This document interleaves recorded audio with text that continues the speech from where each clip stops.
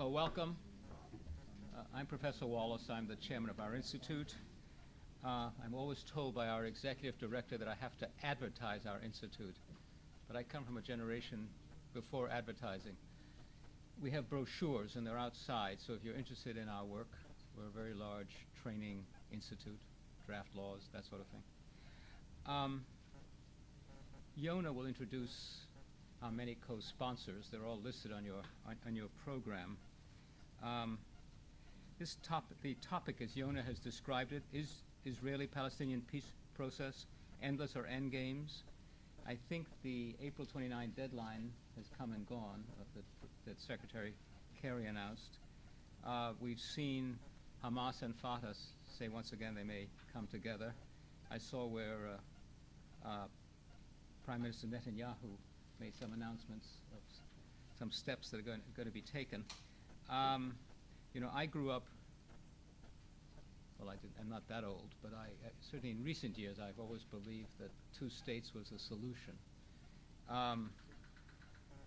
That's the way I was trained. On the other hand, I look at the title again, Peace Process, Endless or Endgames. Stepping back,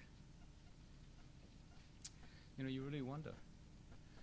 Anyway, that's the topic of today's events, and Yona will proceed from here. Yona, please.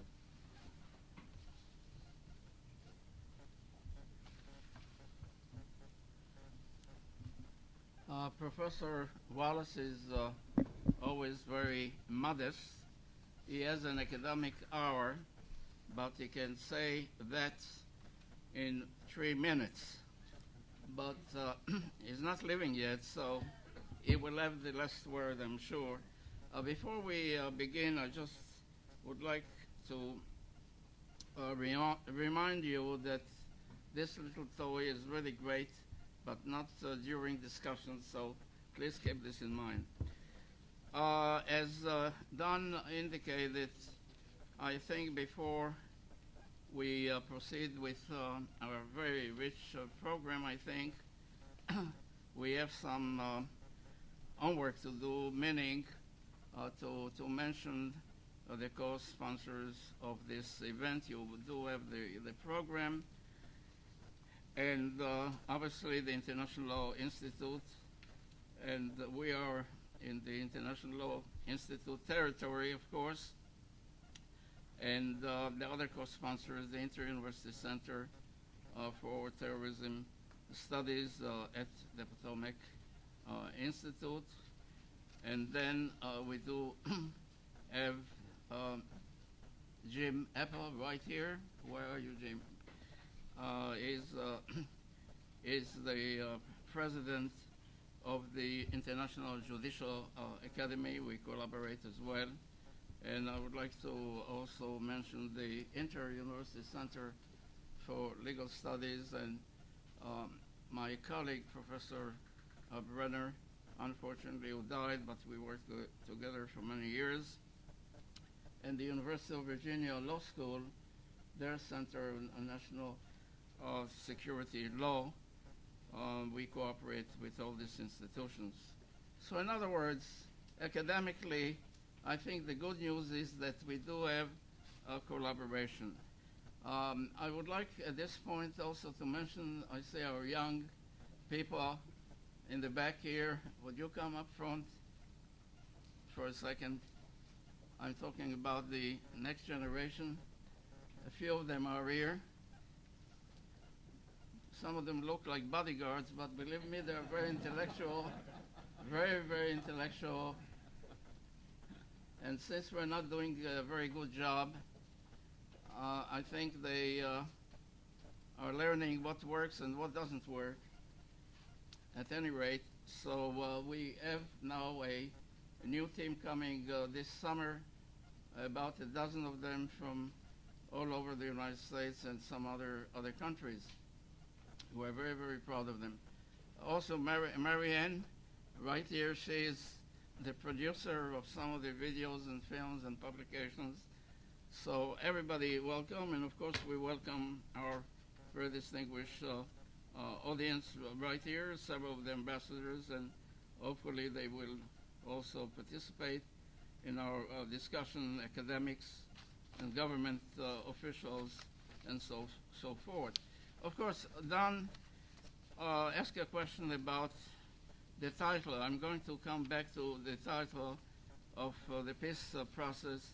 Obviously, somebody can phrase it a little bit differently, call it maybe a pause in negotiations, or impasse in negotiations, or let's wait and see what's happening approach as well. You mentioned one state or two state possibilities. Before we move on, let me, again, I think it is an obligation of humanity to remember the victims of violence and terrorism and war, wherever they are. And I'm sure you would agree with me that we have to dedicate our work to the memory of the people around the world who suffered in the past or suffering now as we speak. This particular month of April, obviously, like many other months, has some dates that are anniversary dates. I just want to mention in particular the Holocaust. We do have a representative from Israel, and I know that in Israel and around the world the Yom HaShoah, and here also President Abbas came out in order to condemn the Holocaust as a shame to humanity. Now, on the terrorism level, since we're going to discuss not only the negotiations, we have to talk about terrorism. I'd like to mention that this month alone, and there is a long list, but I just want to mention the bomb attack on the U.S. Embassy in Beirut about 31 years ago. It's all connected with the Middle East peace process. And of course, we have to look at different suicide attacks, whether it's in Israel or in Africa and elsewhere. And the attack, the 10th anniversary of the attack on Riyadh, the police headquarters, by the terrorists. Now, academically, unfortunately, we had to deal with this issue for many decades, dozens and perhaps hundreds of seminars that we conducted. We studied the problem all the way from Beirut to Jerusalem to Amman to Cairo to Rabat and around the world to see what can be done in regard to the so-called peace process, the Middle East peace process. Now, before we move into the Palestinian-Israeli or the Israeli-Palestinian peace process, let me just remind all of us that we have to be very precise. What do we mean by the Middle East peace process? And there are at least a dozen, if not more, peace processes going on or negotiations going on as we speak now in regard to that particular area. I don't know if you can see that particular map in regard even to North Africa and the Sahel. We discussed this with Ambassador Kaita, who participated at our event. And at that time, we mentioned very specifically almost every country on the map here, from the Atlantic to the Red Sea, has some problem, internal and external, related to the security issue, and there are negotiations that are going on. So when I told one of my colleagues about the meeting today, he asked, which Middle East process? Are you talking about the Syrian peace process, or are you talking about Iran, or are you talking about Libya, and so on and so forth? Obviously, we are going to concentrate specifically on the Arab-Israeli, particularly the Palestinian-Israeli case. Now, as all of us know, to put it in a very simplistic way, I would like to provide a context to our discussion. And basically, there are two views of political accommodation and the peace. The first one is really a optimistic, historical, I think, description of what we're dealing with. In fact, one can go back to the Bible, to the children of Abraham, Isaac and Esau, and the negotiations about how do you deal with control over territory and so forth. And if we talk about the politics, you talk about the arts of negotiation and compromise. Now, you can go back to the 7th century at the rise of Islam. When Islam at the time, if you take Caliph Umar, the 7th century, he invited the Jews to come and to settle in Palestine and so forth.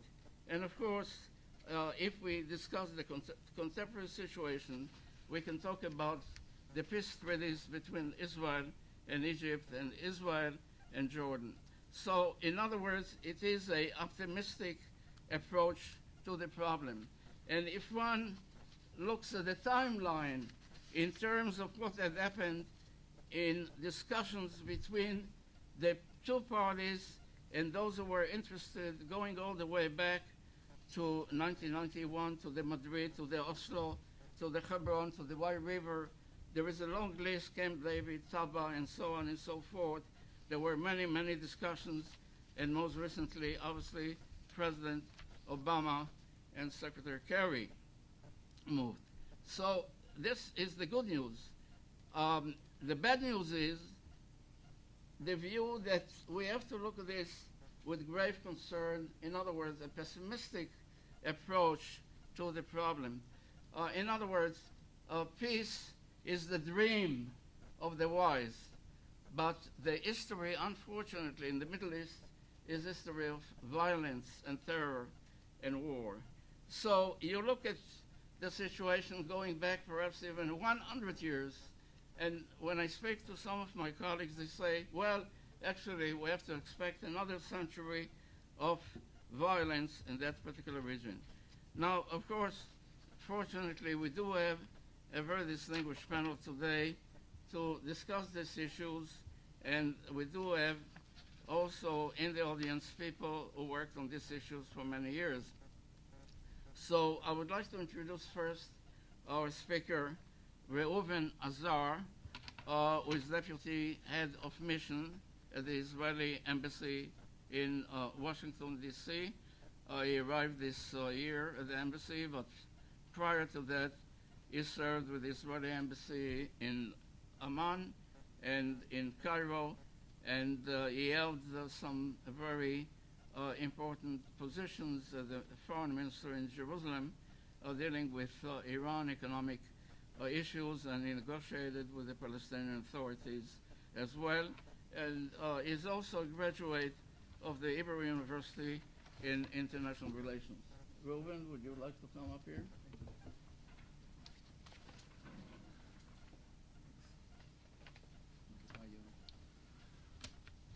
Thank you. Thank you for the invitation, Professor Wallace, Professor Alexander, distinguished guests. Well, I'll maybe start with the end news, with the bad news. Endless, yes, it is endless to a certain extent, because just like Arabs and Muslims never forgot Andalus, at least not ideologically, they will never give up Palestine, and the mere concept of non-Muslim sovereignty in lands they possessed in the past is very difficult to swallow, not only for those of them who are Palestinian. We Israelis don't have any intention of leaving either, but the endgame question is relevant. The challenge is whether through a set of arrangements and agreements we can achieve peace, or at least stability. We have achieved those, as you said, with Egypt and Jordan, so why not with the Palestinians? Now, the bad news is, as I said, is that the Israeli-Palestinian conflict is more difficult. It's more difficult because it's not a conflict about territory. It is a conflict about Jews having a state of their own. Our Palestinian negotiating counterparts, the PLO and Fatah, are not willing to recognize the right of the Jewish people for a state of their own. They say that it's not their responsibility to recognize the nature of the state they have already recognized. But this is really an evasion. Every time they speak or are being asked about the Jewish issue, they still have the nerve of attempting to determine our identity, namely that we are a religion and not a people. But remember, there is such a thing called the right of self-determination. Just like Golda Meir couldn't determine that there is no Palestinian people, neither can Abbas, Arikat, or any other Palestinian for that matter determine whether we are a nation or not. If we identify ourselves as a nation and they want to strike a deal with us, they have to recognize Israel as the nation state of the Jewish people, just the same way as Israel has recognized the right of self-determination of the Palestinians. Not only that they haven't done that, they have even decided to strike a deal with those who want to exterminate us. The deal with Hamas may lead to different destinations depending on how it will evolve. I'm not going to predict. However, it seems that given the current state of affairs within Palestinian society and the Arab world at large, PLO and Hamas have not arrived to the conclusion that they want to be serious about relinquishing their monopoly on power in the West Bank and in Gaza, respectively. So why is this happening? Maybe because Abbas needed an escape from the framework shaped under the leadership of Secretary Kerry. Maybe because Abbas is in the last stages of his political life and he's looking for a legacy of uniting the Palestinian people and not giving in on Palestinian rights. During the last year, all his potential successors were narrowing, actually, his room for maneuvering and made a compromise with Israel much more difficult. Now for the good news. Israel, and especially large chunks of the right-wing factions in Israel, including the Prime Minister himself, concluded and stated that we need a two-state solution. The same factions that were 50 years ago singing, you know, the West Bank of Jordan is ours and the Eastern Bank too. So there is a change here. The Arab Spring, though, and this war of civilizations that is happening within our area are making risk-taking for us more dangerous, much more dangerous than it used to be in the past. We are ready to take risks for peace. However, we don't think that Palestinians are really ready for a state. In fact, we are pretty sure that if we decide at this time to withdraw, even partially, from positions in Judea and Samaria, we'll be having rockets shot at our population in no time. And it's pretty close, you know that. What is required in order to advance peace is a renewed bottom-up approach. What I'm telling my Palestinian neighbors is that if you want a state, start building one. We started building Israel 50 years before we declared independence. You, Palestinians, started a revolution of destruction, unlike our revolution of construction. Your record of building institutions in the last 20 years, since the Oslo Accords, is pretty poor. We still have a majority of Israelis that support a two-state solution. So, however, they don't have faith that it can happen because they see the performance of the Palestinians. They see what is going on in the area. So my message is, in short, build your state, earn your state, and you'll have a state. Thank you very much.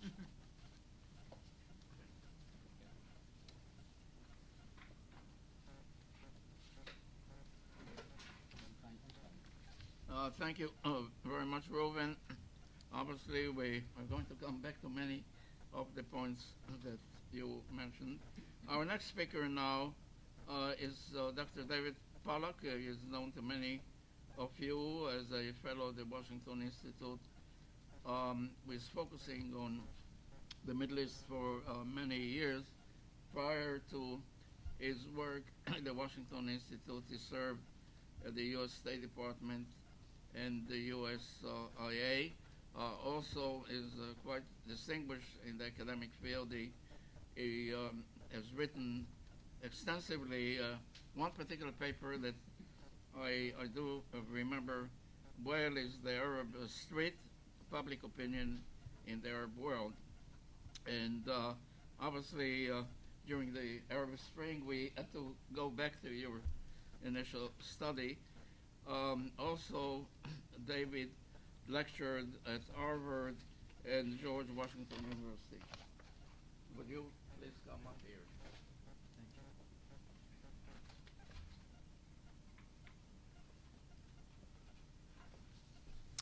Thank you very much, Professor Wallace, Professor Alexander, Ruben, Professor Rostow. It's my great pleasure to be here, and I'm going to try and follow the terrific example of the previous speaker and be brief so that we have time for questions and discussion. I want to talk briefly, I will try anyway, about three things. One is Hamas. Two is the issue of Palestinian incitement. And three is the issue of public opinion among Palestinians, as Yona Alexander just mentioned, which has been something that I've been working on for a long time, or public opinion generally in the Middle East, but particularly among Palestinians, about the peace process. I think the title of this seminar is terrific. I really applaud the clever and meaningful question that you're asking. Is this just an endless series of talks, or is there really an end game somewhere down the road that will really bring the talks to fruition and produce peace? And part of the answer to that, I think, has to do with the role of Hamas, which is back in the news because of the new agreement that the Fatah and Hamas just signed, and their intention to create what they call a government of national unity. I had the opportunity to debate this very issue in Arabic yesterday on an Arab TV channel with a leading Palestinian analyst and writer, a very good one actually, a guy named Nabil Amr in Ramallah. And he made the case, and he almost convinced me that actually this agreement between Fatah and Hamas would not radicalize Fatah, it would moderate Hamas, that it could go either way. And in his view, and as I say, he was very calm and logical and almost persuaded me that this could actually happen.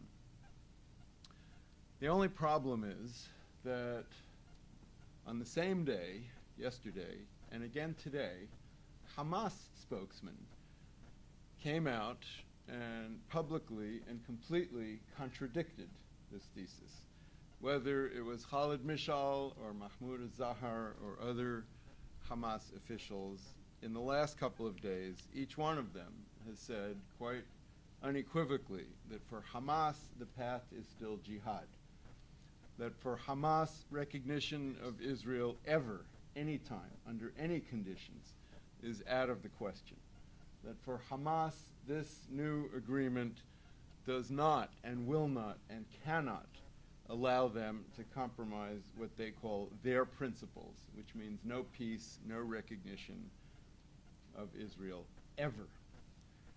And so, while Hamas is apparently, we'll see if they get even to the unity government, and then they're supposed to have elections, all of that remains to be seen. But while Hamas, if they do proceed down that path, is officially, anyway, willing to let the PA, Mahmoud Abbas, and his team continue to talk to Israel, they will never, ever, Hamas, be willing to accept a peace agreement with Israel and to recognize Israel. In other words, to accept what are supposed to be the results of these peace talks in the end. That's what Hamas is saying. It's not my assessment, it's what Hamas is saying. And so, to me, the unity agreement, or the unity government that the two sides are proposing, is nothing short of a gigantic step backwards for the Palestinians and for the peace process and for American policy. I want to be very frank about how I see this. And actually, I think, based on their statements so far, that the U.S. government, although it's trying to still be a little bit hopeful and a little bit cautious about this and to keep its options and Palestinian options open, probably shares that very negative assessment. So the best hope, I don't want to leave you in despair about this. The best hope, and it's a very solid hope, is that this agreement between Fatah and Hamas, like all the previous agreements between Fatah and Hamas over the past decade, will fall apart, will not actually be successful. And that will allow someday, maybe even in a few months, and maybe this year, or maybe next, will allow the peace talks to resume. Sooner or later, the issue of Gaza and the Palestinians in Gaza will have to be addressed as part of any peace agreement between Israel and the Palestinians. But in my view, that cannot happen while Hamas still rules Gaza. There can be an agreement between, I think, in principle, between the PA and Israel about the West Bank and perhaps about the entire future of a Palestinian state, but it cannot be applied to Gaza as long as Hamas rules that territory, because Hamas, again, by its own statements, demonstrates that it will never, ever make peace with Israel.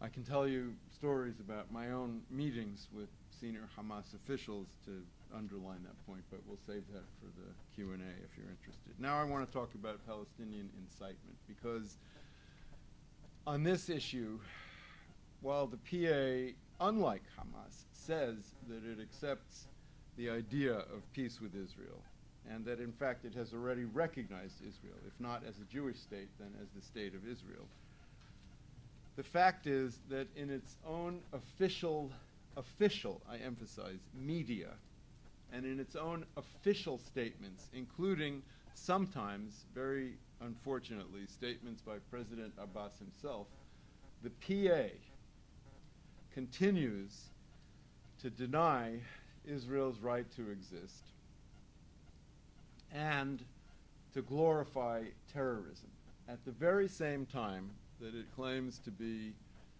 accepting Israel's existence and accepting peace with Israel, and to be against violence or terrorism and in favor only of negotiations or international organizations supporting Palestinian statehood, or possibly peaceful or popular, as they call it, resistance, but not violence.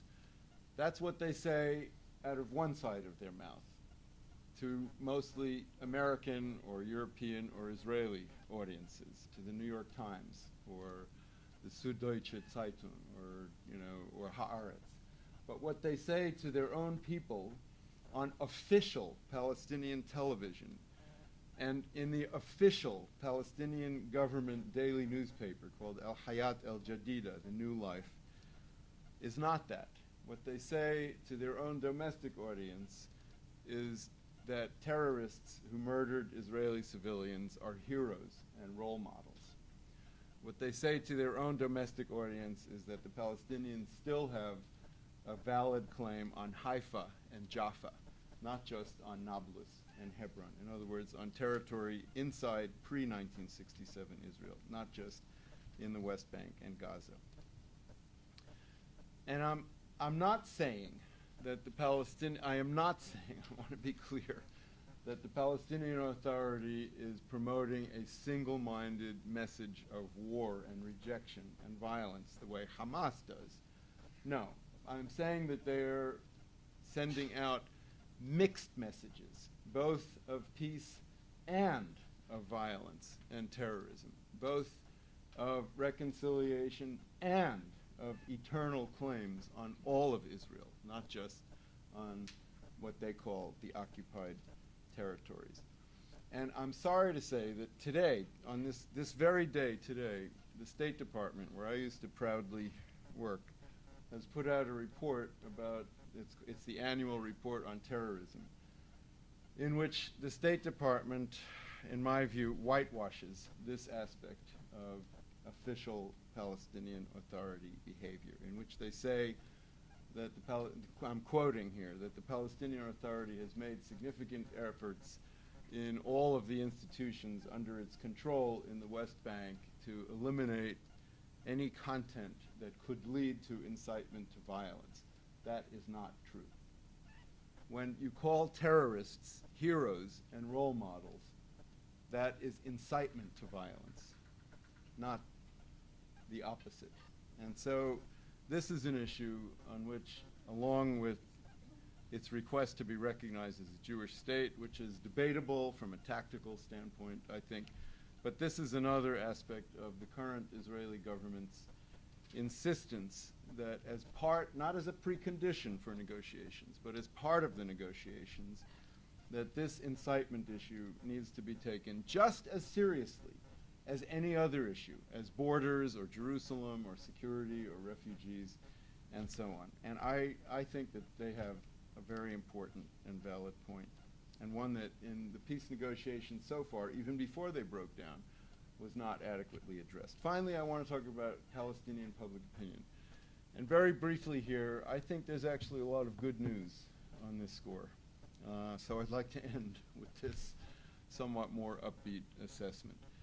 It turns out, if you look at Palestinian public opinion polls, at least in the West Bank and Gaza, I'm not talking about the whole Palestinian diaspora, but in the West Bank and Gaza, the Palestinian people are actually somewhat more flexible and conciliatory about all of these difficult issues than their own leadership. About almost half, at least 40%, even in the most recent measurements, which are lower than they were a few years ago, around 40% of the Palestinian public would be willing to recognize Israel as a Jewish state, even though their own government adamantly says, no, we will not, we will never do that. A majority of the Palestinian public in the West Bank and Gaza is actually in favor of practical, economic, and scientific, and environmental, and even journalistic and medical cooperation with Israelis, even though their own government says no, is against what they call normalization with Israel. And at least half of the Palestinian public in the West Bank and Gaza is willing to accept a two-state solution as the permanent solution between Israel and the Palestinians, as an agreement that will actually end the conflict, not one that will simply usher in a new stage of the conflict. So in all of these ways, I think that it is the people, both on the Palestinian side and on the Israeli side, who give more hope in the long term for someday a situation in which the peace talks will not be endless, but will actually produce an endgame acceptable to both sides and in the interests of the United States as well. Thank you.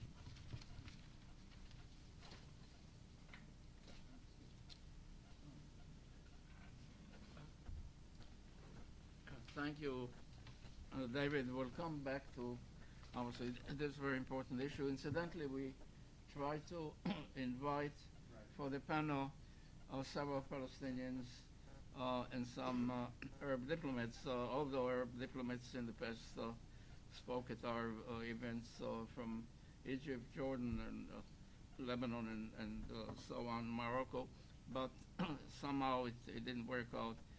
But the dialogue obviously will continue. Our speaker now is Nick Rastow. Again, who I'm sure familiar to many of you, is currently a distinguished research professor at the National Defense University, specializing in international and national security affairs law issues, and he is also senior research scholar at Yale Law School. Now, he in the past, obviously, he was involved in very distinguished positions academically. For example, he was a university counsel and vice chancellor for legal affairs at the State University of New York system.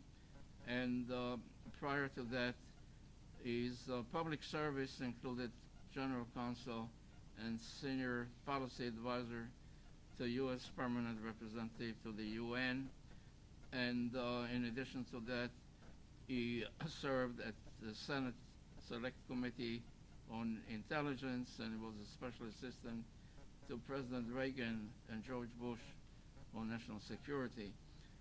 And the list goes on and on. We are privileged to have him to contribute to our work for many years.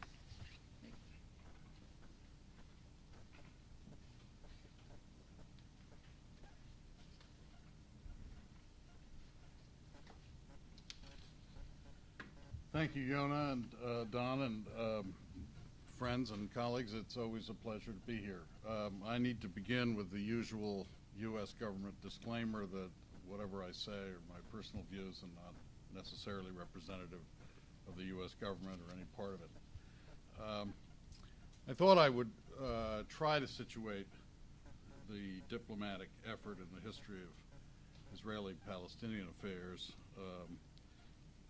historically, legally, and then offer a few thoughts about where things might be headed. History and law are important in this subject because, as Chaim Weizmann said years and years ago, the issue involves two rights, not a right and a wrong. And in fact, if one ignores or forgets the history of the conflict, one runs the risk of being trapped by it later. But the real question is why could Hosni Mubarak in January 2000 tell a visiting congressional delegation that he thought peace between Israel and the Palestinians was inevitable and would be achieved in 6 months? And here we are 14 years later in search of that closing of the deal. And I think it has as much to do with psychology as anything else. At bottom, so I'd like to begin with a little history, a little law, and then talk a little bit about this, what I see as a psychological difficulty, and then where are we likely to see the future head. At bottom, the Arab-Israeli conflict, boiled down to the Israeli-Palestinian conflict or Israeli-Syrian conflict or whatever, is a dispute about the lawfulness of the Balfour Declaration and the League of Nations mandate for Palestine, which foresaw the creation of a Jewish state in Palestine. And that body of law also was the original source of the whole legal notion of self-determination. So claims to self-determination by Jews for a Jewish state, by Palestinians for a Palestinian state, all are rooted in the same law. And it's a pity that they don't recognize that, because we would have avoided years and years of conflict.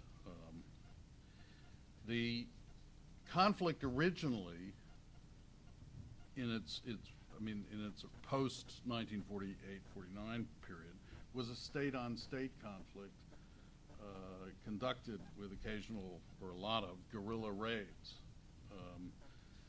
But it was above all state-on-state. So you had the declaration of Israeli statehood met with attacks by Israeli Arab armies.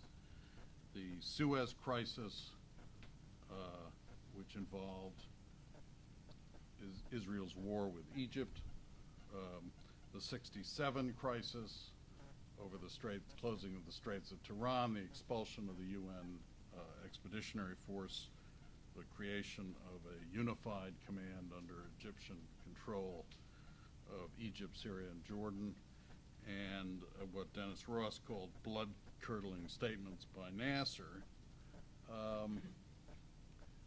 That resulted in the Six-Day War and ultimately Resolution 242 and the Israeli occupation of the West Bank, Gaza, and the Golan Heights and the Sinai Peninsula. The difference between 67 and 56, where Israel occupied the Sinai Peninsula but withdrew without a peace agreement, was that President Johnson said he wasn't going to insist on that again, that months was enough. The Israelis had withdrawn, expecting a peace deal, didn't get it. This time, no withdrawals without a peace agreement. And that's the framework of Resolution 242 in November 1967. And the expectation in 1967 was that the Israeli victory would be followed by a rapid conclusion of peace treaties, slight changes in borders to rectify divided towns where barbed wire ran down the middle of streets. End of story. It was met instead by 3 no's.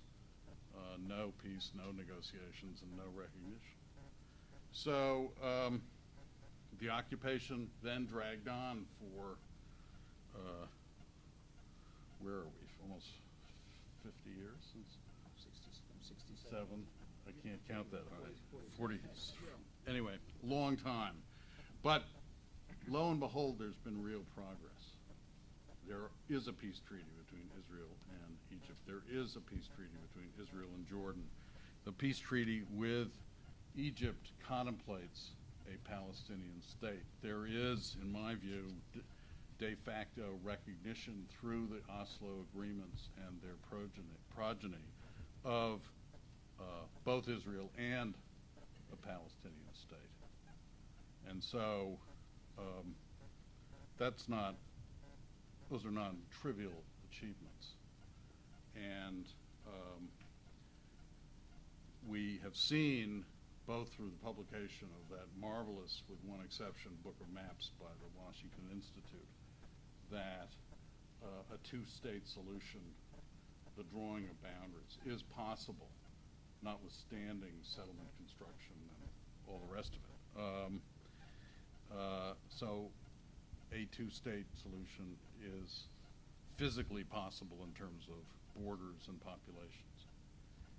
We've seen in the last 9 months of the negotiations led by General Allen that the security issues of concern to Israel and the Palestinians and the Jordanians and others can be resolved.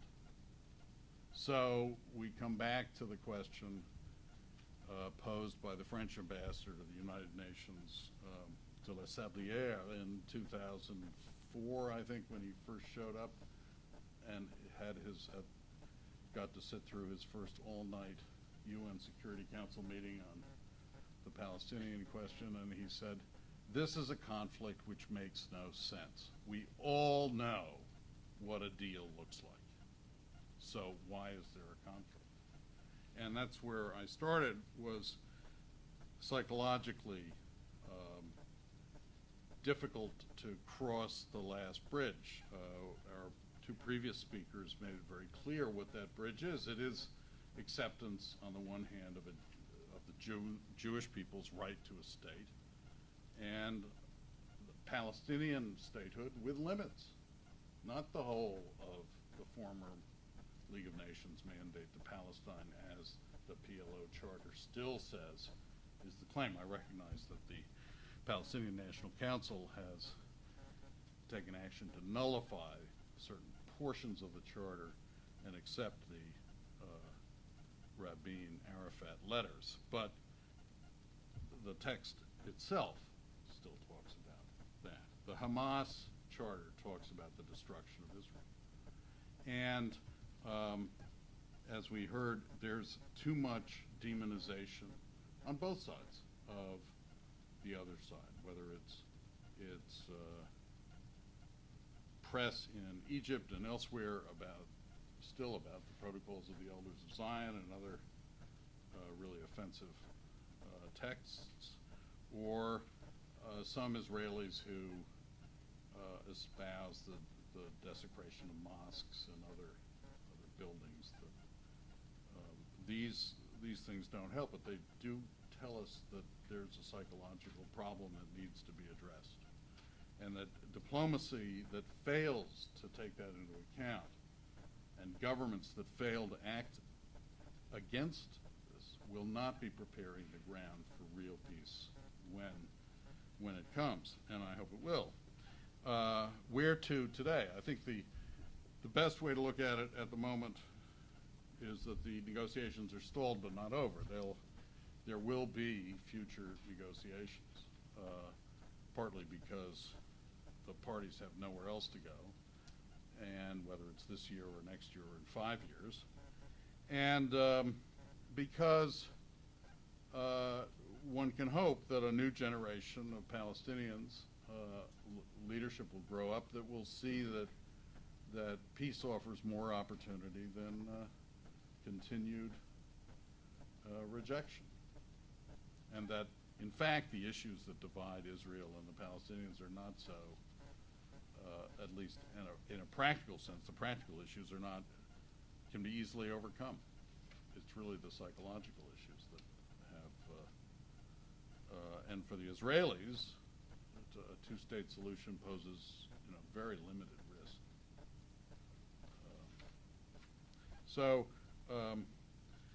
I would hope that when the negotiations resume, perhaps Mr. Mubarak's optimism, it may take 15 years instead of 6 months, but let's hope that that it will be realized. Thank you.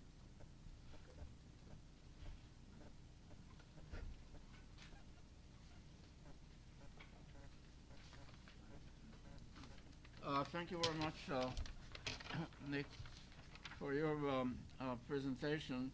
I would like to open it up for some discussion to talk about, for example, the latest expressions from U.S. Leaders, particularly Secretary of State Kerry, when he warned Israel to beware if Israel will not somehow find a way to make a deal with the Palestinians, it can turn into an apartheid state.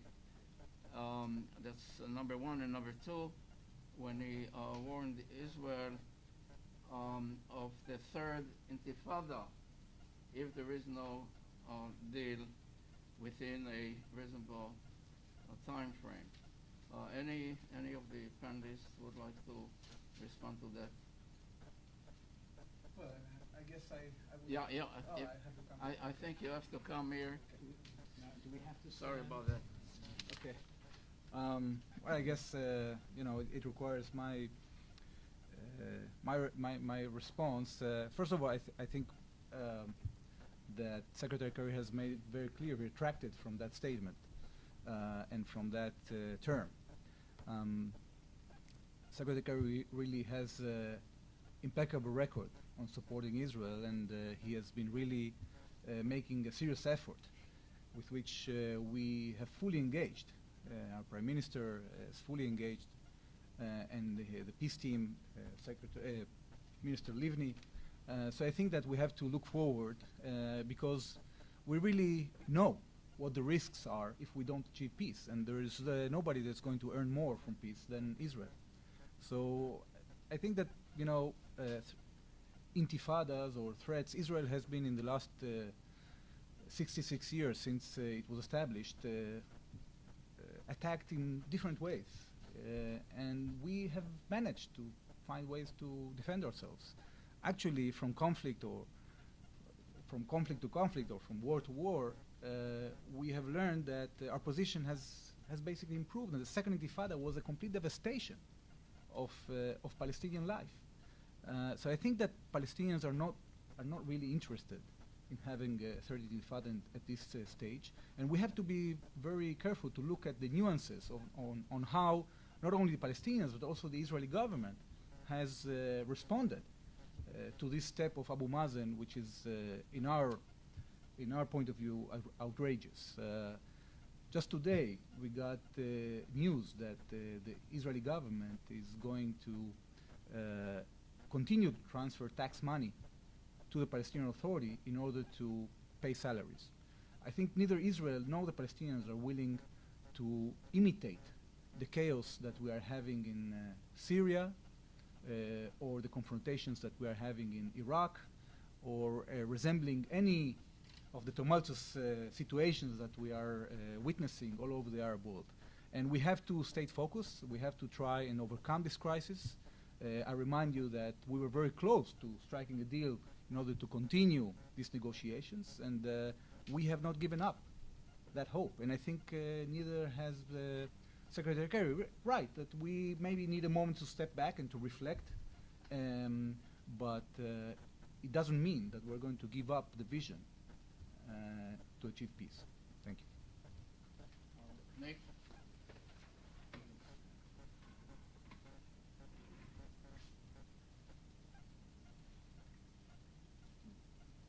I think the Secretary of State has made it clear that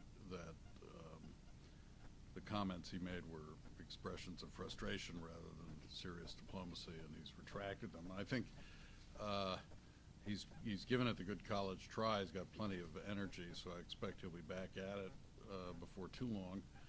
And I expect that the Palestinians and the Israelis will be back at it too. I mean, part of the problem is a difference in culture, after all. You have the culture of the bazaar and the culture of the Talmud, and they don't get on very well. One is always asking questions, and one carries out negotiations forever.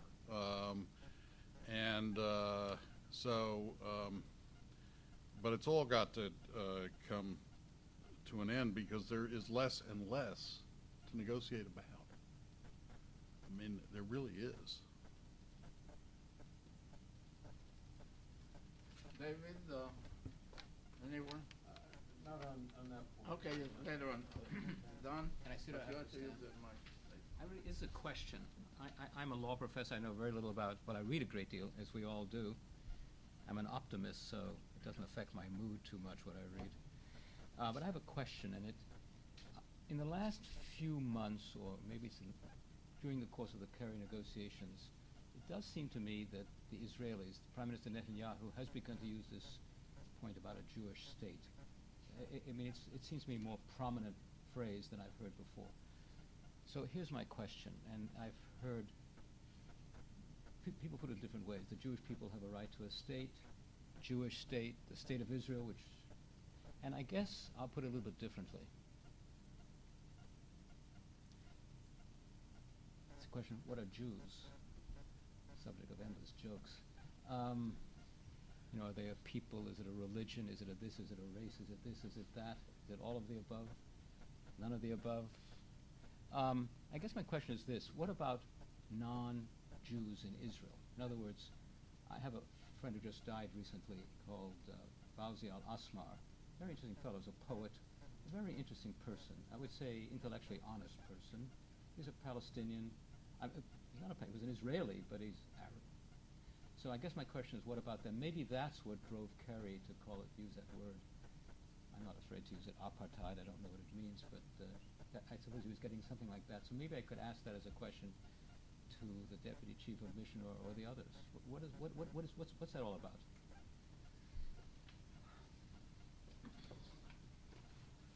Well, first, our Prime Minister Benjamin Netanyahu has made it perfectly crystal clear in his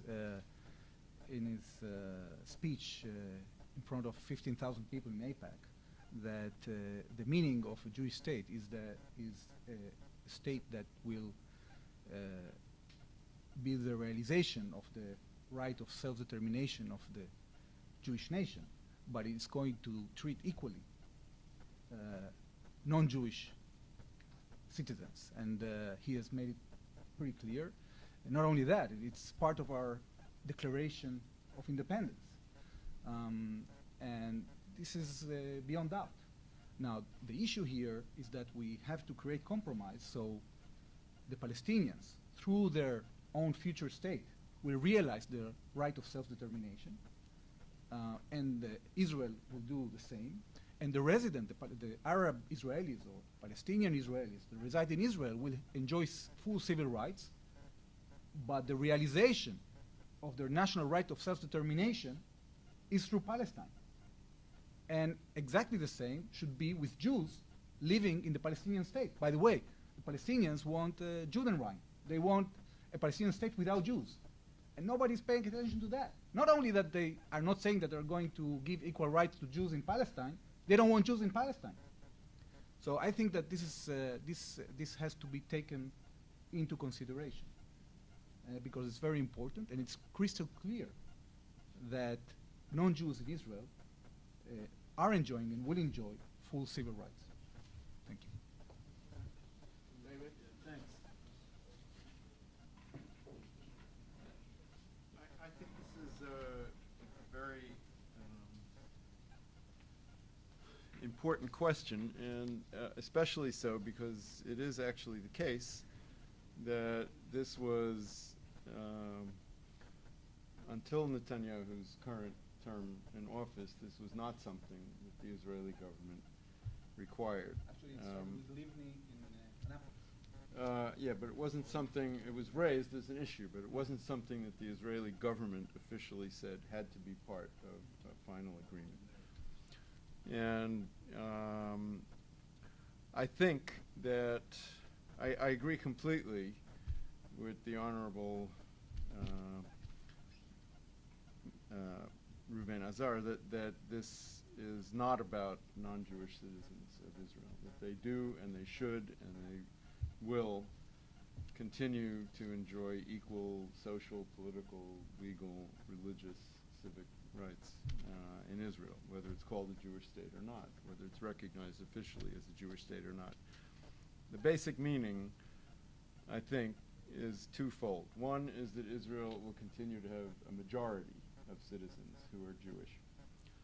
And two is that the Palestinians, by recognizing Israel as a Jewish state, will end the conflict and end any further claims against Israel in return for Israel's acceptance of the creation of an independent Palestinian state. So that means that they will no longer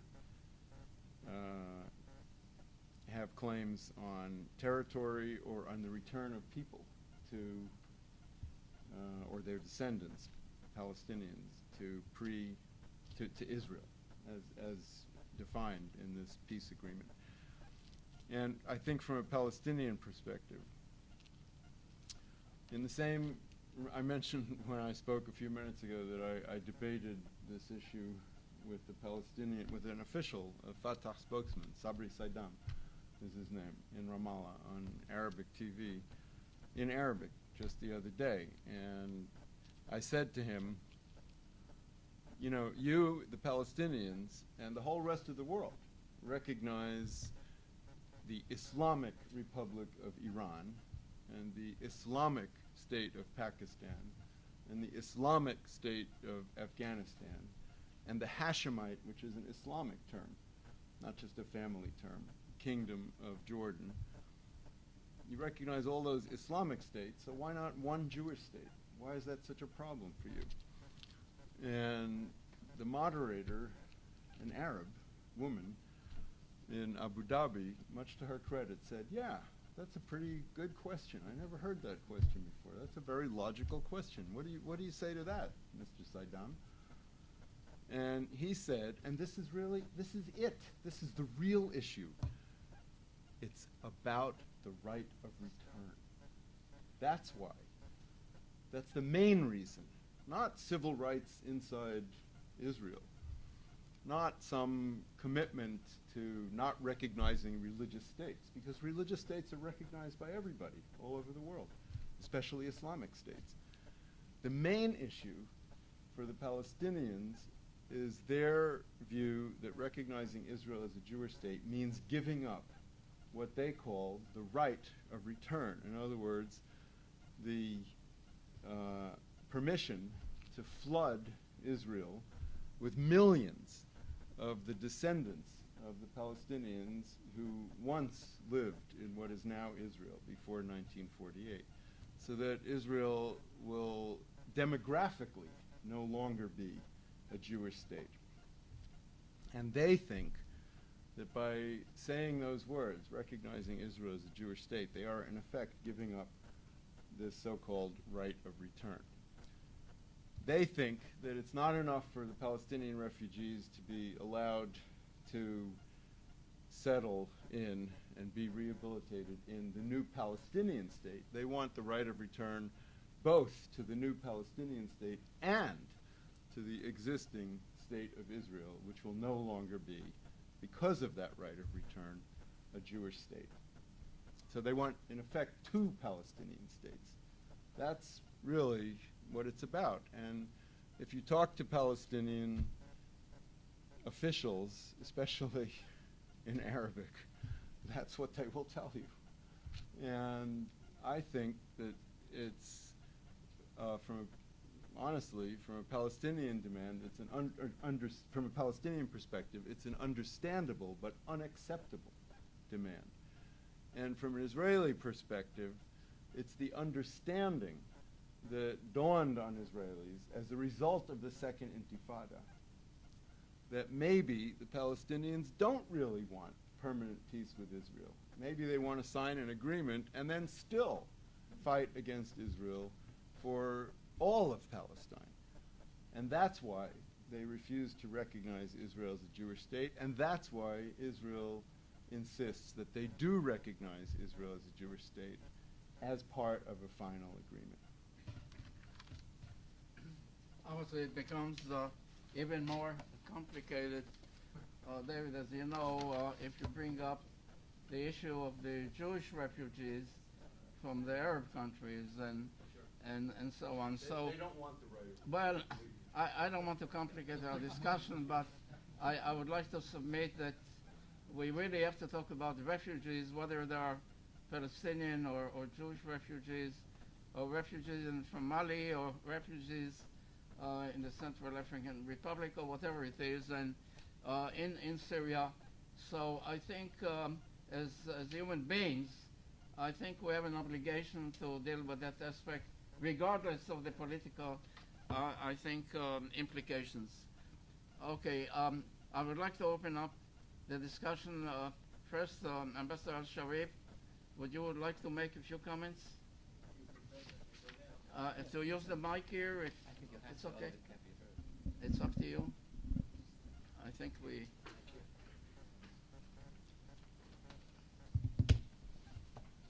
Thank you, Professor Yuna. Thank you, Professor Don, for giving me this opportunity to speak, and against all the odds involved, it seems. I didn't know that really, but when you invited me, I thought I will come, and it will be a good opportunity, because as representative of the Arab League, I thought it's also part of my job here to clarify some points. The points discussed are so many. I don't agree with all of them, actually, on basic reasons, logical reasons. I will take one point. One of the speakers said it's not a conflict about land. Imagine. It is about Jews have their own Jewish country, and it's a coincidence that I have a map here, which I want you to see. I mean, how come it's not about land? Here you have this. The yellow part was the Palestinian state in before even 1949, and now the Palestinian state ended with this one. They wanted just this part, yellowish one, which is around 18 or 22%, and yet somebody is telling us it's not about land. It's about what? Okay, I can go on details on this one. I don't want to go on details. Now, the other point that was raised also, Hamas. Well, Hamas, of course, they said what they said. I don't agree with them. They don't agree with them. That's okay. But I will tell you what, when the Palestinians at a certain point, they want to discuss peace with the Israelis said, well, you are not united, you are divided. With whom can we discuss peace? Now when they wanted to come together, they said either the Palestinians have to choose between Hamas and peace with Israel. What is this? And then the Palestinians, it's Abbas and the PLO, which is discussing peace. It's not Hamas, really. It's not the government even of the Palestinians. But anyway, it's an excuse. Netanyahu found it in addition to the excuses he gave during the negotiation, which are, he said Israel will not accept the return of the grandchildren and the great-grandchildren of the Palestinians of 1945. Expelled in 1948. He said also that The Palestinian Authority should recognize Israel as a Jewish state. Imagine a Jewish state. They don't need the recognition of a Palestinian, which is not a state yet. They don't need that. Israel is one of the strongest, is the strongest, not one, in the region. And I will talk about that if you allow me a few minutes. They don't need that. And imagine what kind of world we have if we have a Sunni state, Shiite state, a Druze state, a Buddhist state. What kind of world is this? And then they didn't mean that the Israelis by Jewish state. They mean to deny the Palestinian the return. That's it. They don't need that. They don't need that. And then regarding the point of Islamic, of Iran, Islamic of Pakistan, it's not true. You cannot equate Islamic with a Jewish state because you have to have a Muslim state in order to be a Jewish state. There is no Muslim state on earth. It's only Islamic. That means that it incorporates all. Muslims, Christians, and what Sunni and Shiite, all of these. Imagine what kind of world will have that. Then, another demand of Netanyahu. It is not possible to return to the 1967 borders. Those 22 left for the Palestinians. He will not even to leave that. He wants some more. He said, it's not possible to return to the 1967 borders, which are indefensible. Israel needs to maintain its military presence along its border with the Valley of Jordan. They want to control the whole Dead Sea. Anyway. The other point, one of the speakers said that the Palestinians don't want Jews at all in Palestine. This is not true. They have been together before the occupation, living together in peace. And by the way, Judaism, Christianity, and Islam, they share so many values. It's political. It has nothing to do with religion. Actually, and they are not against Jews to live among them. It's against the occupiers, the colonizers to be among them. Yes, they don't like it, and I agree with them. Now we come to the point of, Professor Yana, I'm glad you mentioned the point of apartheid by Kerry. Even if he distracted, as one of the speakers said, it doesn't mean that he's wrong. He can't distract because he's worried or his fear of harassment by the lobby. That's the point. And by the way, this mentioning of apartheid, Israel as becoming apartheid, as if it's not. It is apartheid already. As this, he said it coming from whom? From Kerry, who once said, I have been a senator for 29 years, and I have voted 100% for Israel. This is one. And then he said, I became 10 years ago emotional to Israel, attached to Israel, because I found that my ancestors are Jews.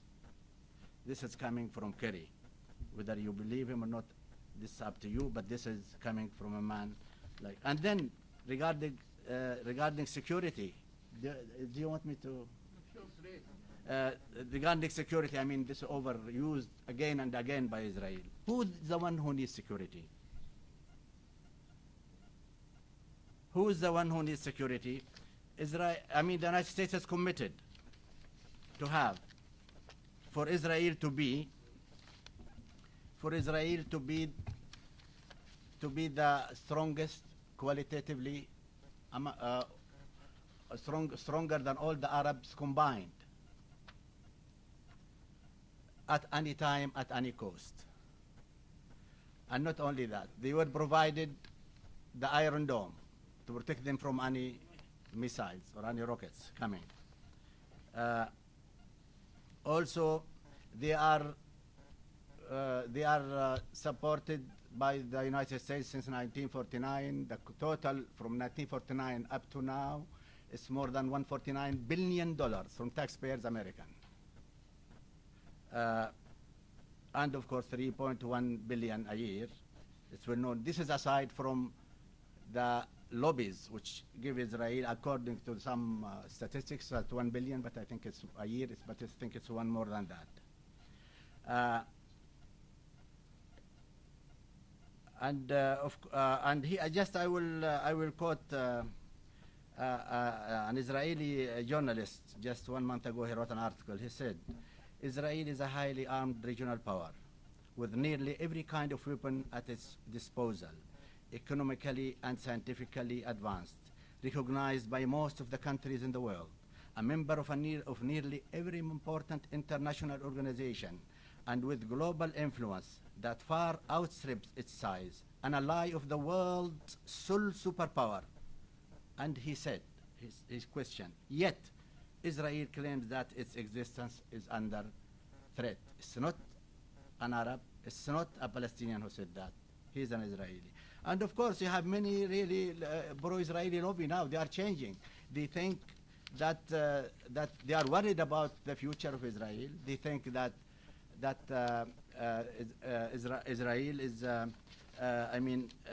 One of them I attended. The in Woodrow Wilson Center. I attended the forum, the meeting there. He said that our greatest threat is not the nuclear program of Iran.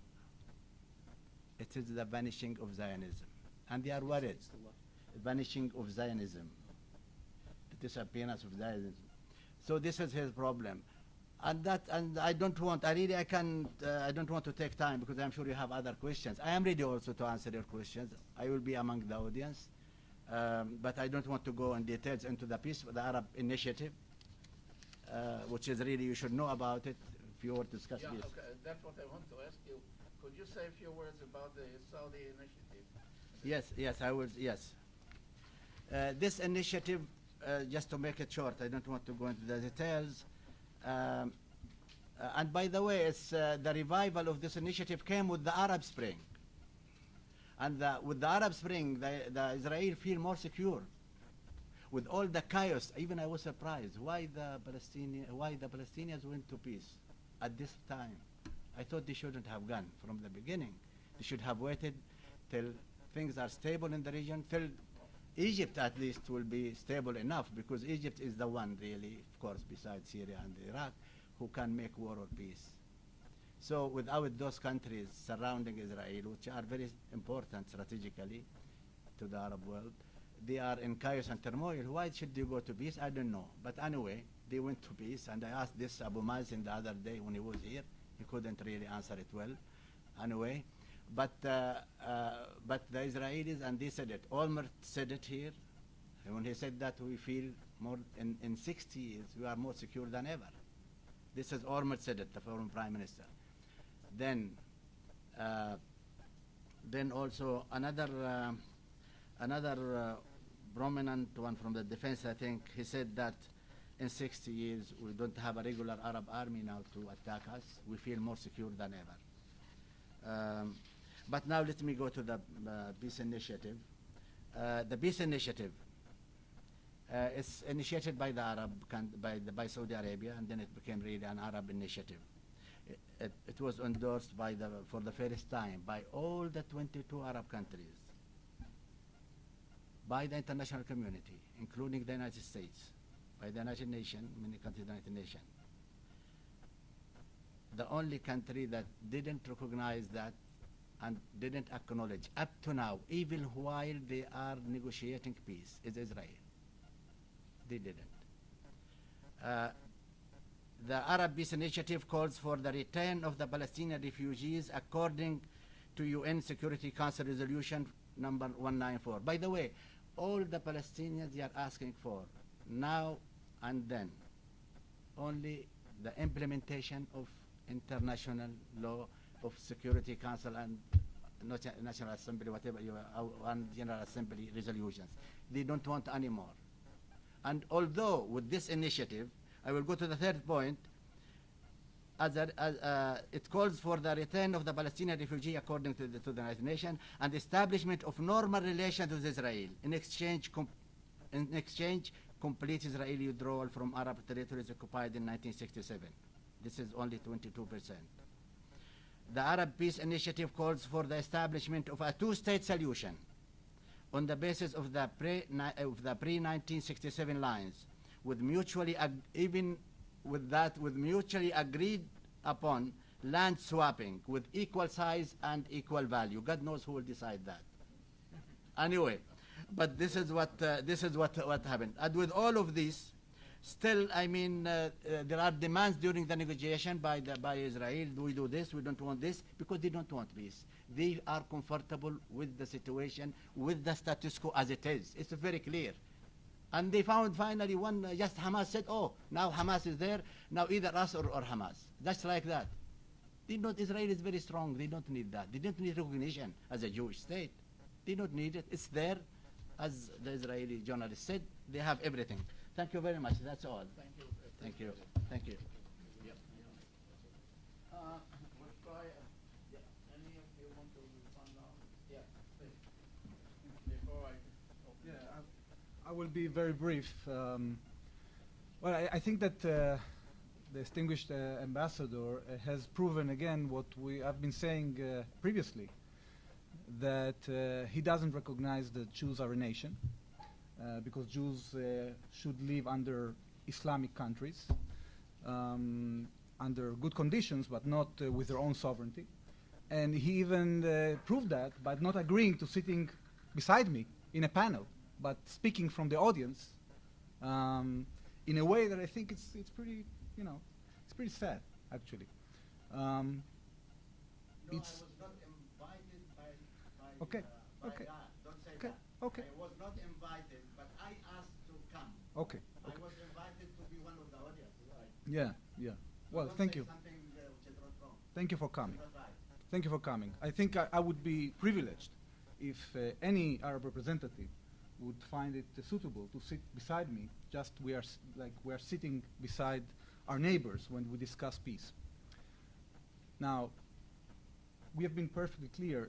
Israel is in charge of stating what its interests are, and in this condition that the Arab world is in right now, the fact that when it comes to security threats, it's not just the threat of conventional armies, but the threat of terror.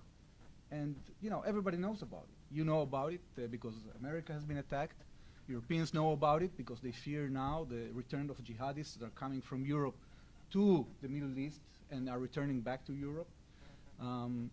So it's pretty reasonable to have your constituency worried about security threats. So we want to make it clear. This is not an excuse. When the Palestinians talk about unity, the question is what you unite on. If you unite on a peace agenda, that would be great. But it's not a unity on a peace agenda, okay? This is number one. Number two, when it comes to the Arab initiative, we have to differentiate between the Saudi initiative and the Arab initiative. But what happened was that the Arab initiative started, it looked pretty as a positive thing, and then it went to the Arab League, and they killed it by basically saying that refugees can come back to the state of Israel. Now, if we are agreeing that we are going to divide this land and we're going to have two states, each state has the right to define who is going to enter their own state. And this has to be perfectly clear. So you cannot, by taking the right that you are claiming, just go ahead and destroy the country that is your neighbor. And therefore, I think, yes, I agree with Dr. Pollack that the issue of right of return is a worry in Israel, and we do not want to be in a situation in which we are being flocked by Palestinian refugees. They should go to the Palestinian state, and therefore, this is one of the reasons that we demand the recognition of our right as a Jewish state. Thank you.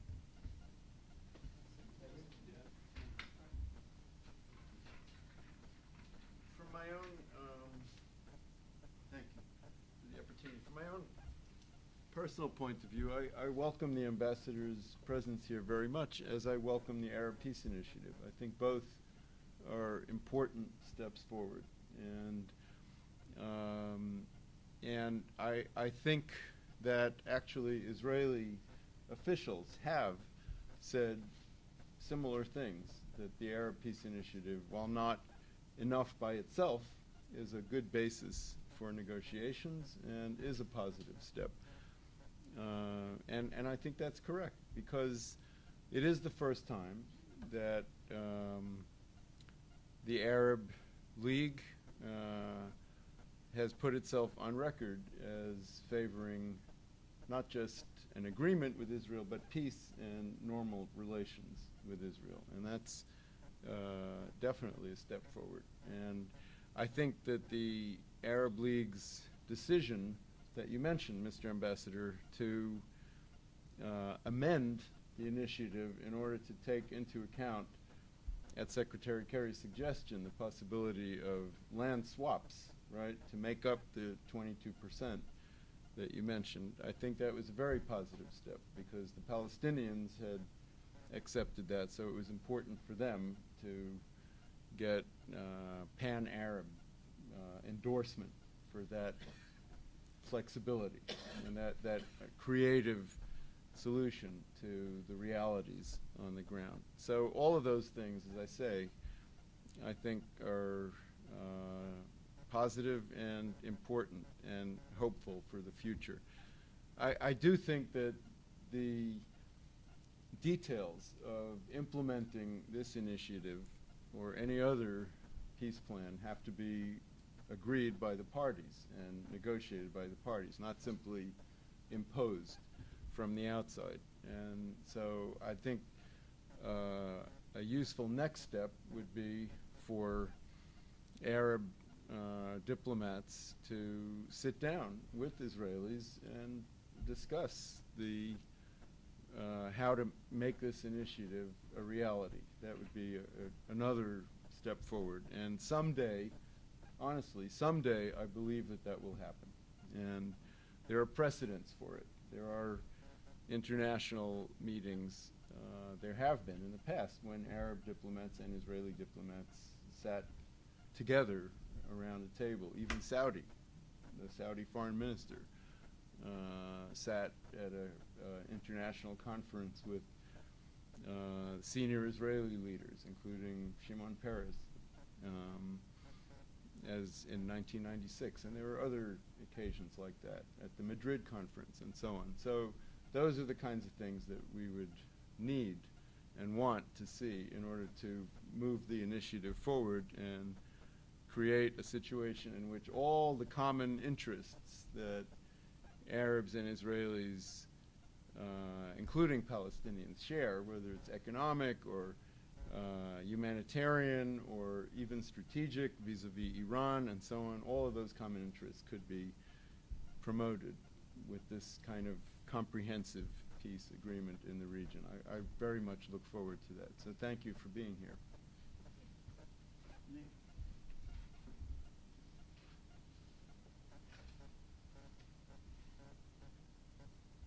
I want to just echo what Dr. Pollack just said. I think, Mr. Ambassador, it's very important that you're here.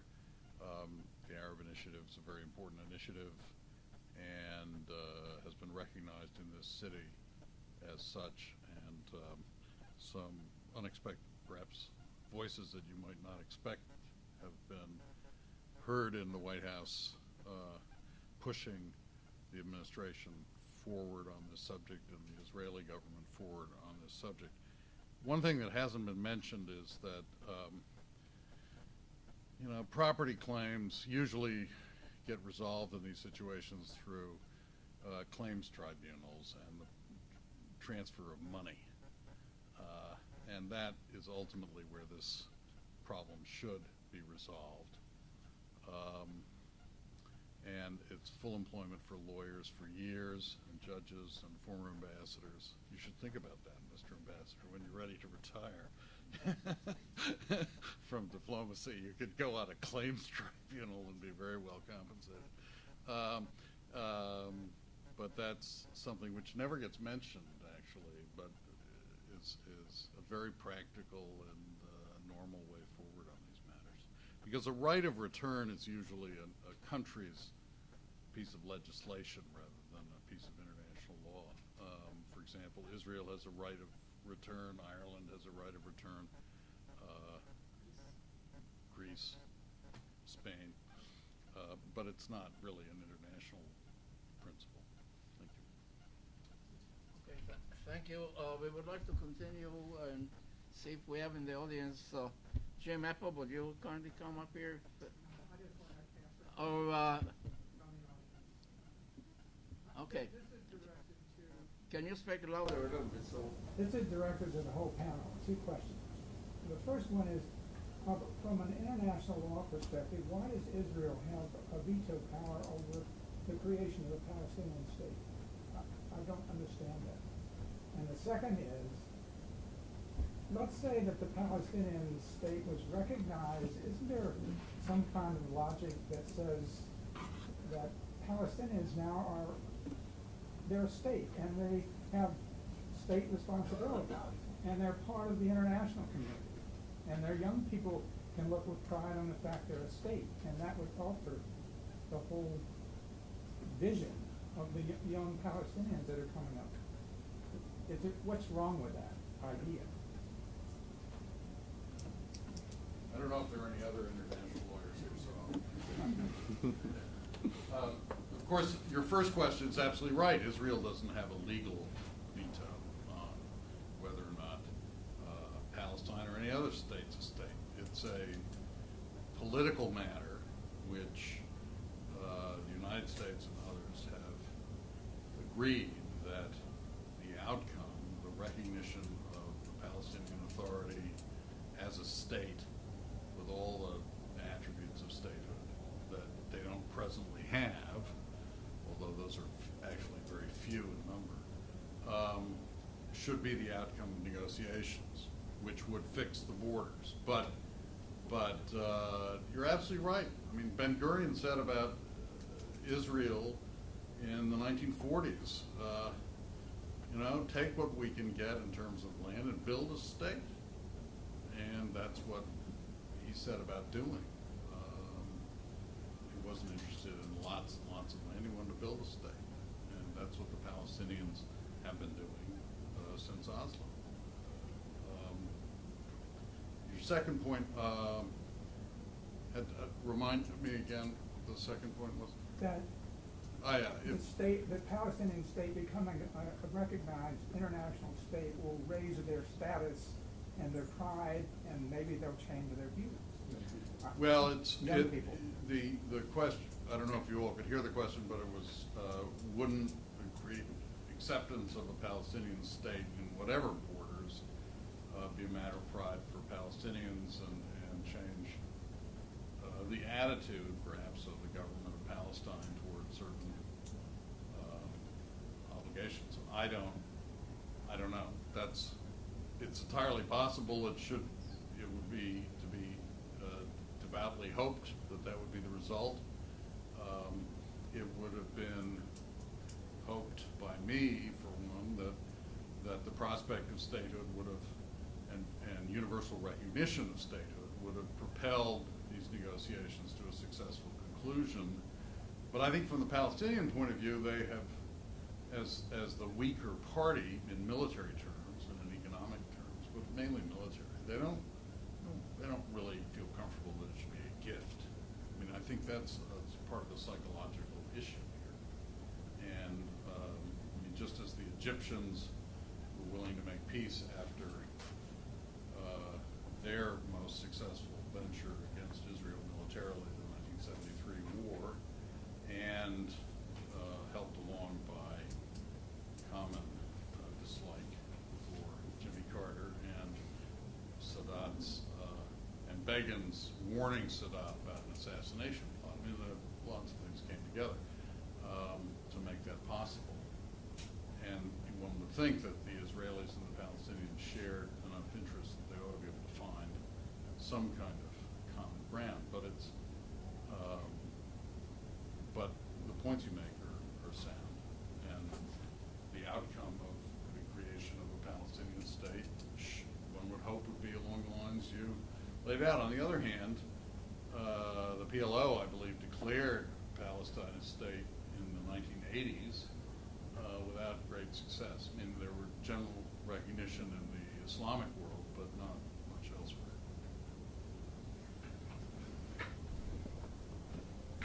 okay. Dr. Milton Onik, would you like to come up here? No. Okay. I'm not. Only lawyers can go up there. I'm not going.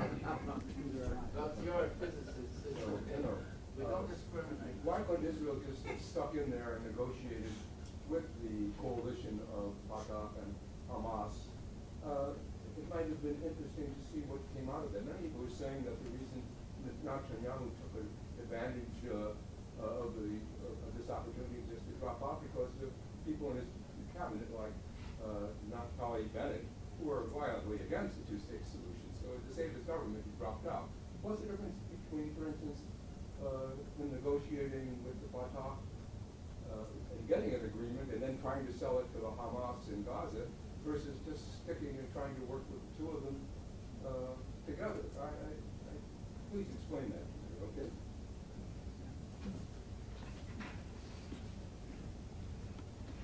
First of all, we wish we could speak with all factions of Palestinian politics. Unfortunately, Hamas doesn't recognize Israel. It doesn't want to talk to Israel. And even though they are having effective control of the Gaza Strip, we have decided to engage with Fatah and to speak with them peace with the hope that if we reach a peace agreement, they will be able, together with the rest of the international community, to enforce it also in the Gaza Strip, although it would be a great challenge. Now, I think that saying that we have dropped the negotiations as a cynical move to save a coalition is actually not true, because Prime Minister Netanyahu has been engaged with Secretary Kerry last year in a very serious way, and we had serious negotiations. So if we were so cynical about it, we wouldn't have handled serious negotiations with our American friends and with the Fatah. The problem here is that when you decide to move from the negotiating table to escape the framework that Secretary Kerry has been trying to form, and you embrace a movement that doesn't want negotiations, that is a problem. That is a problem.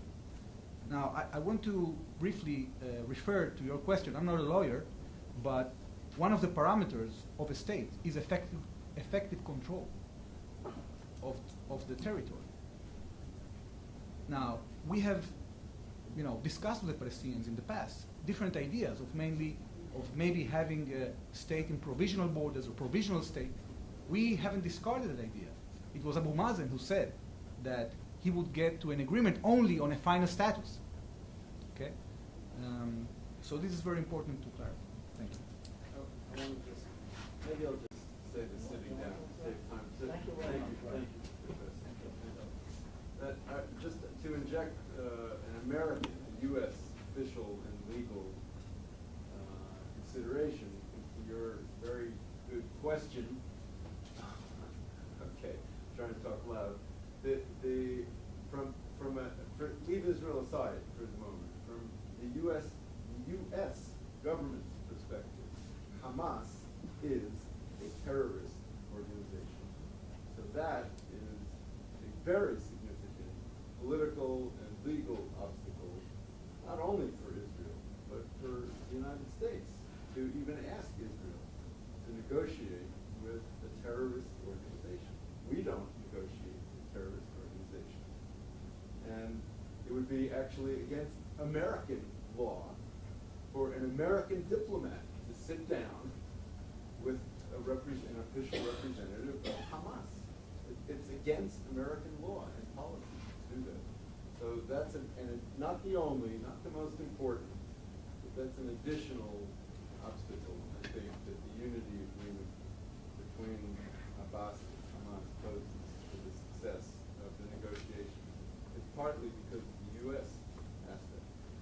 And if I may just take a moment to try to comment on another very good question that you asked about why Israel has a veto. Israel doesn't have or claim a veto on the establishment of a Palestinian state. In fact, Israel officially, the government of Israel, Prime Minister Netanyahu's government, officially says we support, we accept the establishment of a Palestinian state. Now let's sit down and negotiate the borders of that state and the other aspects of relations between Israel and that state. And on the pride issue, it's a very important point, because I spend a lot of time with Palestinians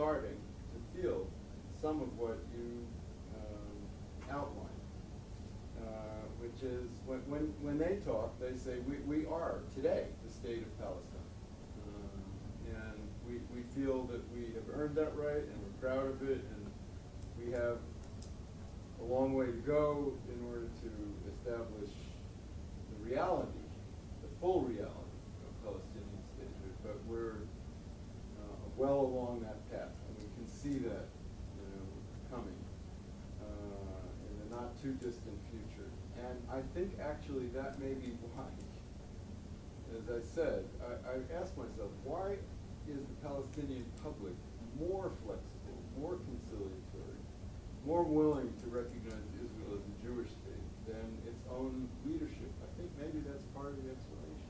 They already feel that they are in a position of having established some dignity, some measure of national success, so they can, in a way, psychologically, as you said, Professor, they can afford to be more, let's say, open or more receptive to compromise and reconciliation. Okay, any other questions? Yes, please. Would you come to the mic if you don't mind, or? I think I can talk loudly. Okay, Is that great. Can you hear me? Yes, go ahead. There's two questions when we see that the children of the Palestinians are still to this day raised to hate Jews and see maps without Israel on them, we ask why. And then, in addition to the people themselves, as they become more friendly with Israel and Jews, or less friendly with Israel and Jews, from time to time, different groups, we have to remember and ask that when Islam is both a religion and a political military strategy, whose goal in the Quran is the extinction of the Jews, as stated there and written in the last days of Muhammad after he had the genocide of all the Jews in Mecca and told his people that they were to follow Jews and kill them, even if they left the land. And then when there was an Egyptian leader who did sign Camp David peace accord with Israel for peace, and this underlying aspect of Islam was the reason he was assassinated. How do you cope with that?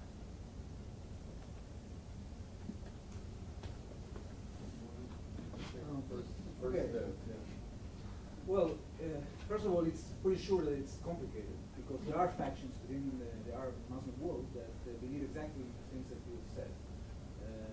What we are trying to do, and personally, this is also a personal story of myself. I lived 4 years in Egypt, and I lived 2 years in Jordan, and I've dealt with our neighbors, and I've taken it as a personal task to approach our neighbors and have dialogue with them, have economic cooperation with them. And, besides some failures, I also had successes. So we had the hope that people do not necessarily will always interpret religious writings or the Quran in the ways that they are, or they will not apply that and those rulings that were in distant times to the present of today. Now, it's a very difficult task, believe me. I passed that. I know that from personal experience. But we're not going to give up that hope because we think that it is important. We want to be part of the area. We want to engage with our neighbors. And at the end of the day, it's going to be up to them how they want to educate their own children. But we're going to try to change the situation as much as we can. Okay, Dave. Before the time runs out, we've heard from Professor Roscoe of next steps. What in an ideal world we should do next. Perhaps others on your panel would care to follow his lead. And if I can add to that, as the right hand of Jim, if we could talk to the Fareed Zakaria in his Why Democracies Fail, talks about the need for establishing a civil society, a strong civil society, to make a basis for a strong country. And if you could address that as part of your answer, Jim. Okay. Yeah, sure. All right. I think that I agree with Professor Rostov that the next step, sooner or later, maybe not the very next step, but the one after that will be a resumption of peace talks. And because I think that is the only way. And I think both sides deep down understand that.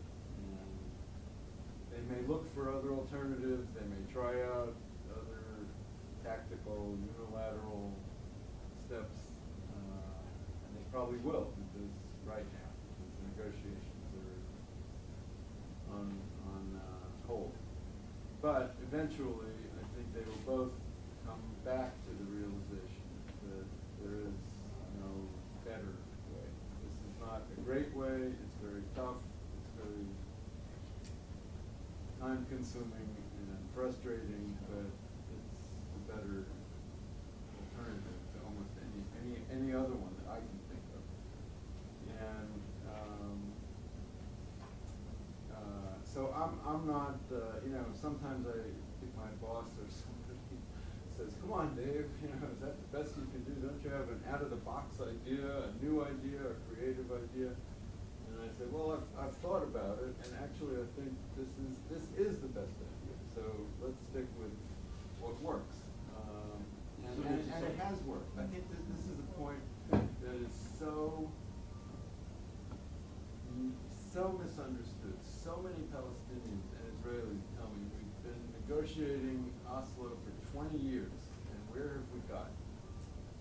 And obviously this doesn't work. And I say, no, that's exactly wrong.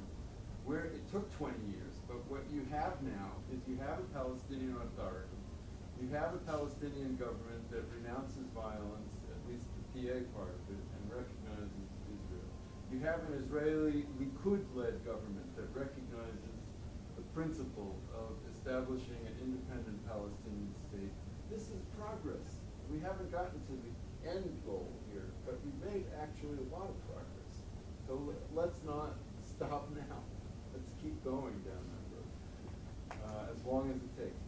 And on civil society, civil society is a missing ingredient in a lot of Arab countries, partly because of government repression. And Egypt is a good case in point, unfortunately, whether it's under Mubarak or under Morsi or under Sisi. Palestinians actually have a very active and relatively independent civil society. And it's a small population and a small territory, but they're very politically conscious, they're very highly educated by regional standards, and at least in the West Bank, their government allows significant, not a perfect, not as good as Israel, but a significant margin for independent organizations and different points of view and grassroots movements and so on. So that piece of the puzzle is in better shape in Palestine than it is almost anywhere else in the surrounding region. That's a good thing. I agree with you. Well, I also tend to agree. I think that the point of civil society is very important, and it goes hand in hand with what I said when I had my initial presentation regarding the bottom-up approach. The Israeli government has not given up negotiations. We have just suspended them. But we are calling our neighbors to go back to their senses and to renew negotiations, because we also agree that there is no other way. we have to remember in the regional context that we are facing a situation in which, as I said, in the north, to the north of Israel, Jordan, and Kuwait, we have a crescent of chaos. We have three countries that are in an ethno-religious confrontation with foreign powers and regional powers fighting there, tens of thousands of people getting killed. So we have decided to do whatever we can as Israelis to engage with Jordan, to try to help stabilize the area, cooperate with them on security, and we want to continue our cooperation and security with the Palestinians. And I think that they also haven't given up that because they are continuing their security cooperation with Israel in the Palestinian Authority, in the West Bank, not in Gaza. So we have, we have a path forward. We just have to come back to that, and that is very important. Okay. Unfortunately, we have to end this academic discussion. Obviously, I cannot summarize the very rich presentations of the panelists and the audience, but I would like to leave two ideas because of the young people that we have and the students. As an educator, I think we have to somehow look at role models. And to me, a role model is President Sadat of Egypt and Yitzhak Rabin of Israel, who paid with their lives in order to advance the cause of peace. And some of our colleagues here knew Ambassador Sam Lewis, who dedicated his life to advance the peace between the Palestinians and the Israelis, the Arabs in general. He died recently. And I think the young generation, they have to believe. That's why I said you have to strike a balance, as we say, shivyon and izun, simply because you cannot go to one extreme or the other extreme. I said that you have to look at the optimistic approach to peace, which brings me to the other issue, aside from education, is the role of religion. I truly believe that religion can play a role in advancing the cause of peace in the Middle East and elsewhere. If you take Islam and Judaism and Christianity, you find a common ground. If you look at the Quran, for example, you can have a verse, if you desire peace, give them peace and trust in God. Or if you save one life, it deems as if you saved the entire world. And you find it in Judaism, Christianity, and Islam. So I think, in addition to the politicians and the diplomats, with all due respect, we need them, after all, because this is the art of compromise. And I would like to submit that we have to appeal to the religious leaders of Christianity, of Islam, Judaism, to provide leadership in this particular area. And I would like to commend, for example, the Pope, who is trying to advance the cause of peace around the world. And whether it's Catholic or Jewish or Muslim, I think all have a stake in the human aspect, I think, of international affairs and politics. So the choice, when you ask what is the choice and what's the next step, it's very simple. Either we're going to cooperate and develop some common ground, or we're going to destroy each other, because we have the means, I think, the technological means, in order to threaten each other, not only to threaten, but to destroy each other. And of course, the case of Iran is the most classic case. But again, I think we have to come back to what Nick mentioned before about psychology, about the human being. Because the ultimate weapon is not just the nuclear bomb, but it is human being himself or herself. And therefore, I think we have to advance the cause of education and the cause of religion, and hopefully, inshallah, in the next maybe 100 years, we'll have a different kind of discussion today. Thank you very much. Thank you. Thank you.